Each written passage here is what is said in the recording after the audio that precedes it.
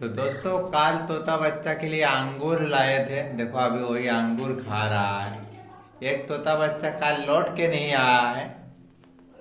बड़ा टेंशन में है अभी तक हम, क्योंकि देखो एक तोता बच्चा आया नहीं, दो अभी तक बाहर इसीलिए नहीं छोड़े हैं, एक आया नहीं है।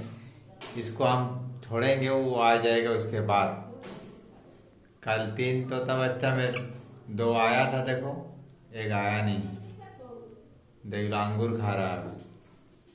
तो वीडियो अच्छा लग रहा है तो यूट्यूब चैनल को सब्सक्राइब करके रखो भाई। इतना अच्छा अच्छा वीडियो खाने का मिलेगा नहीं। देखो एक दूसरे को खिला रहा है, देखो इतना प्यार से खिला रहा है। तो चलो सब्सक्राइब करो यूट्यूब के।